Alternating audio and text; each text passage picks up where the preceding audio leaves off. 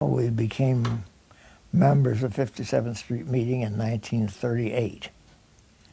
So that's been quite a while. At that point, we were newly married graduate students at the University of Chicago. And fortunately, there was a meeting right on campus that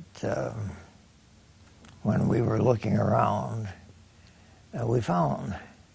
We both grew up as Methodists, who at that time had a strong peace testimony. This was between the two world wars.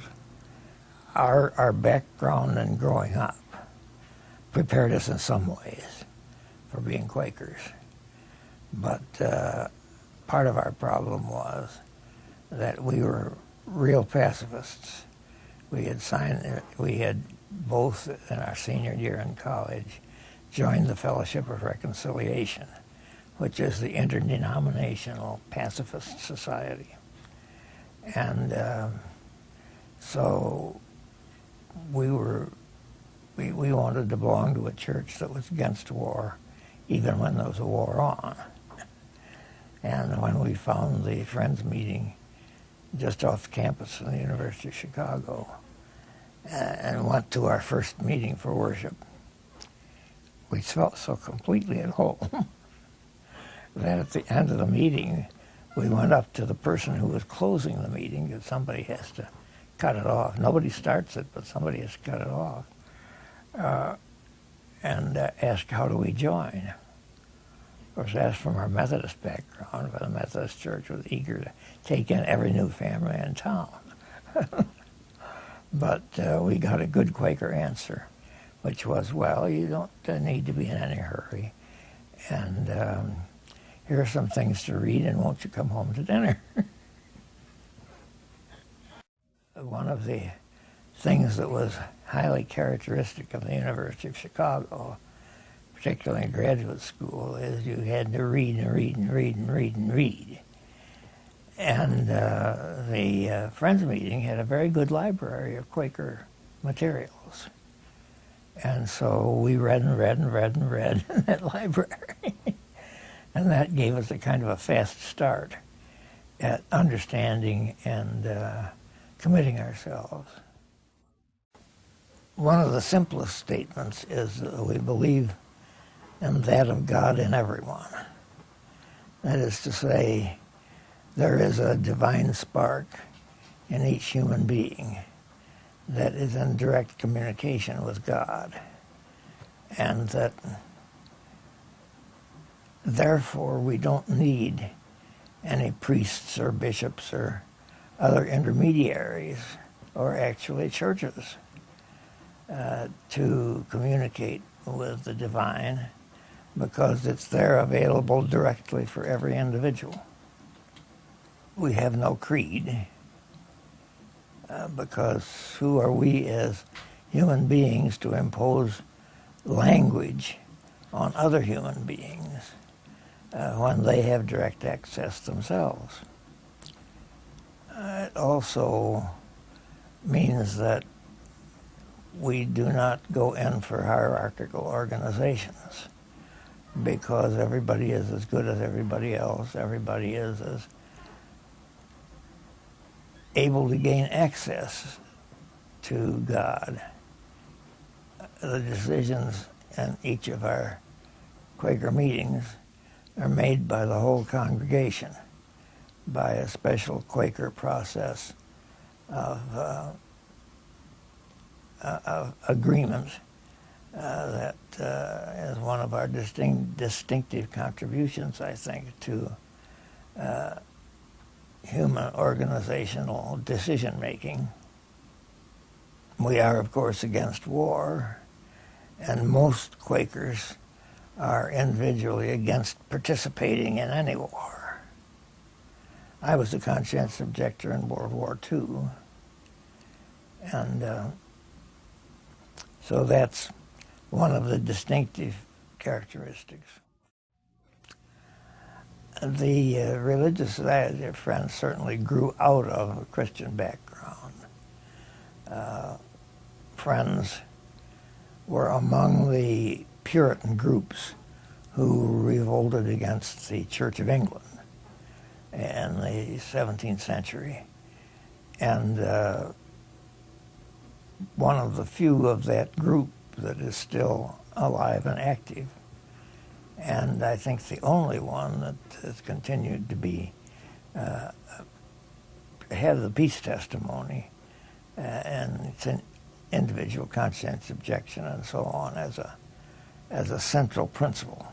We're all seekers to find the truth about that, and that we meet together in silence in a process by which we try to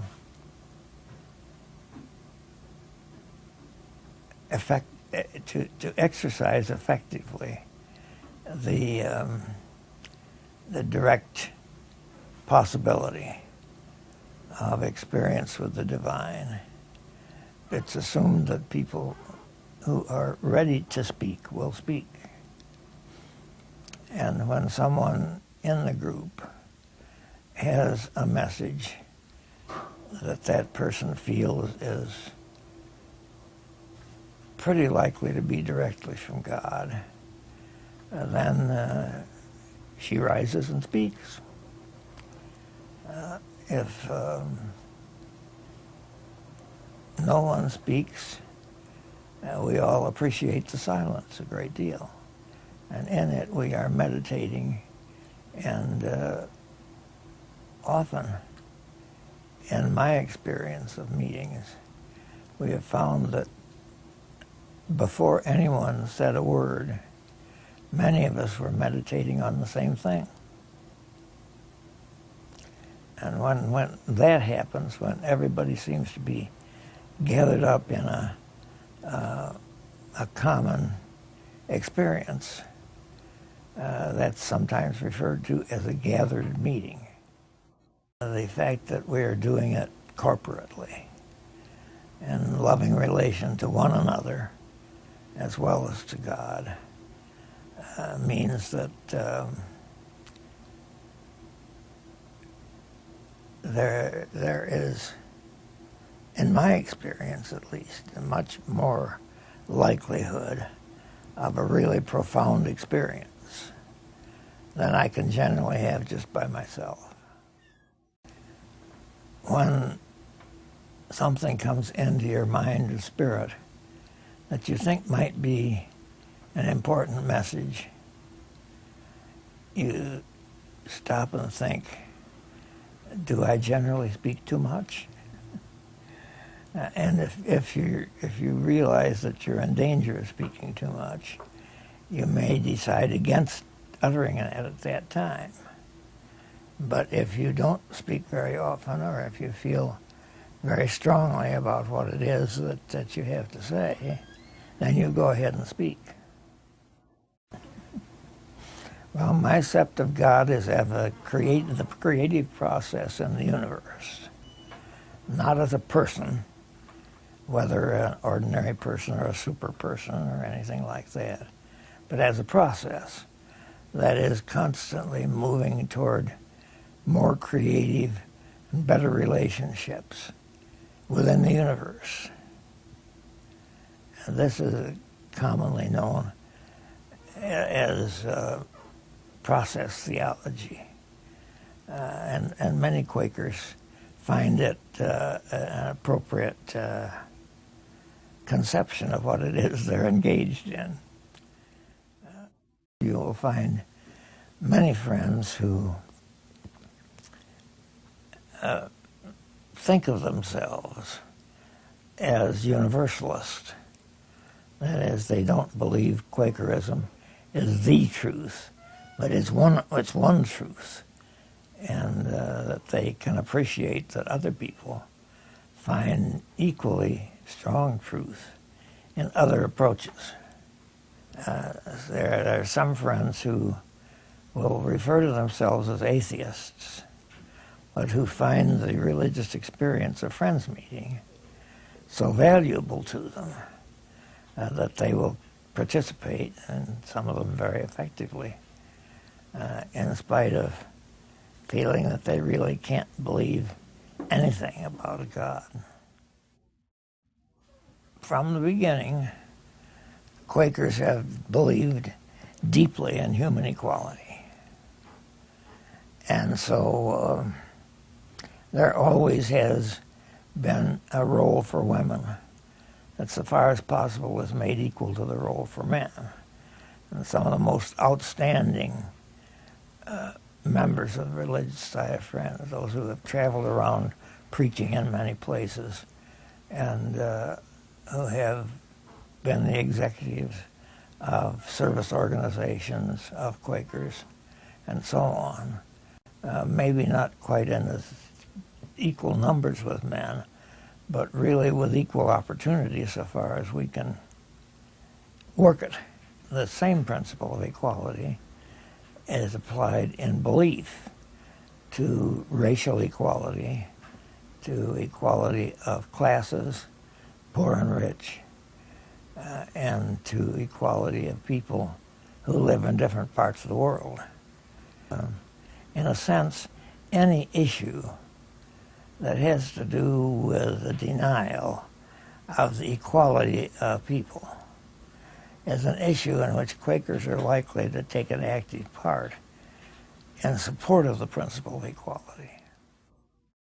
And one of the things that the people in that meeting did that I wish people in this meeting would do more, and that is pick up the young people who start coming, invite them to go to yearly meeting, invite them to go to Friends General Conference gathering, and get them involved in something beyond the local meeting. Because our local meeting is not really representative of very many of the different strands of Quakerism. And if you go to places where you meet people from other Quaker backgrounds, especially when you get into the international field, and you have people from Guatemala and Alaska and Kenya and on and on and on, who not only have different languages, but who have different developments in their understanding of Quakerism. When we joined this meeting, it was the first time we had ever belonged to only one branch of Quakerism. But the meeting itself has incorporated two branches in a way, so that it's interesting. And of course, religion is one of the areas where splitting is one of the commonest experiences. You know, that tends to be true in all human relationships. That it's the ones who agree on big things but disagree on little ones who fight each other the most. Yeah.